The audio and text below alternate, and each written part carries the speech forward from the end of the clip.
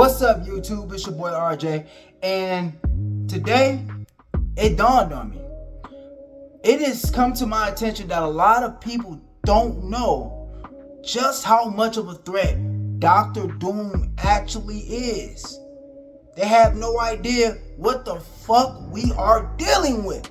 So today, we're gonna go over one of my favorite comics. I haven't read it in a long time, but bear with me. It's called The Uncanny X-Men, number 145. And I believe it came out in the early 1980s. And it's gonna highlight just how OP Doom really is without even really trying. So without further ado, let's get right into it. So the story starts off with Storm and her friend going to the ballet hall. They're standing outside the ballet hall, and the reason that Storm has these tickets is because Kitty gave her the tickets because Kitty got sick. She has the flu or whatever. So they're standing outside the ballet hall and they're about to go in and watch the dance. But if you guys pay close attention, you can see the sneaky bitch in the back wearing the green hoodie. Yes, that's Miss Locke, and she's up to no good. So Storm and her girl, they're watching the ballet at this point. They just chilling, vibing, watching the dance, not thinking too much about anything. Then the door swings open, and here comes this bitch, Miss Locke, creeping up behind them, up to no good. This is the point where Storm turns around like, bitch, can I help you? But it's already too late. Miss Locke has both of their necks in her hands. So Storm jumps up, ready to scrap. She's like, yo, get off of me. And then she hits Miss Locke with a gust of wind, blows her ass smooth away. The gust of wind is so big that the people in the next box talking about it's cold as fuck in here. Who opened the window? So anyway, Storm's like, yo, that was just a little gust of wind. Don't make me hit your ass with this tornado. That was just a warning. And Miss Locke was like, I ain't worried about none of that because your ass ain't gonna be up to do nothing else to me in about 5 seconds. Storm's like, what? Next thing you know, Stevie falls over. She's out. And then Storm starts feeling strange. She's like, yo, what the hell is going on? Did you poison us? Oh, you trying to kill us? And she was like, I just had to make sure I have your attention. And she was like, oh, I see how it is. So Arcade, he couldn't come do it himself because he a little bitch ass nigga. All right, I bet. And then that's when Miss Locke lets her know, actually, I'm here because I need the X-Men's help. She tells Storm that Dr. Doom has kidnapped Arcade and she needs the X-Men to go and save his bitch ass. But Storm's like, what? I ain't doing that. And she was like, I bet you are.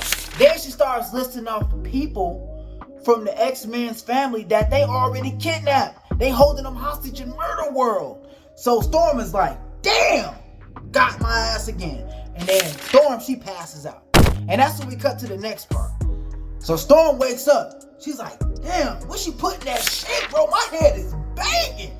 And she's like, oh yeah, the mission's at hand. I gotta go make sure that this chick is in line. I gotta go make sure that she didn't really kidnap our people. So Storm, she flies off. And next thing you know, she's like, where should I go? And she goes to Nightcrawler's girl's house. She's like, yeah, let me go check over there real quick. And then she flies to the window. She has to pick the lock. She goes in and she's like, no! Ain't no way she got her. And he got her ass. So she's like, all right, she's not lying. She means what she says. So we got to figure some shit out. So Storm is thinking like, all right, she got Amanda. But that's one person. Maybe she's bluffing about everybody else. So she's like, you know what? Jean Grey's parents ain't that far from here. I'm gonna go check their house. So boom, she flies over to Jean Grey's parents' house. And by the time she got there, ain't nobody in the vicinity. They already gone, bro. So she's looking around the house for clues or whatever, and she sees a note. It's from Miss Locke. She said, haha, bitch, you didn't get here on time. So she already got their parents up out of there. Now Storm's like, damn, this bitch wasn't bluffing.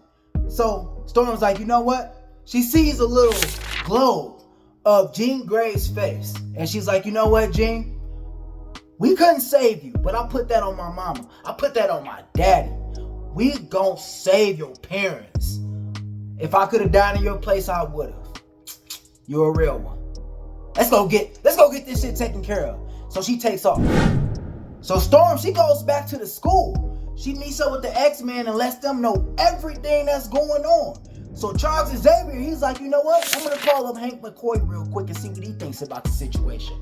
So Professor X tells Hank everything that's going on, and Hank is like, wait a minute, they're where? And then he starts like, that's fucking Victor Von Doom? Oh, hell no. And Storm is like, wait a minute, is he really like that? Is he really about that life? Hank is like, bitch, yes. He's trouble. So the X-Men are like, shit, we might have fucked up. So Hank McCoy is like, hey man, you know I'm on the Avengers now. I could go tell them what's going on, and, you know, we could come get you guys some help. Professor X ass is like, nah, we good. What? Talking about some don't tell them shit. Just give me the files on what you have for Doom, and we'll take it from here.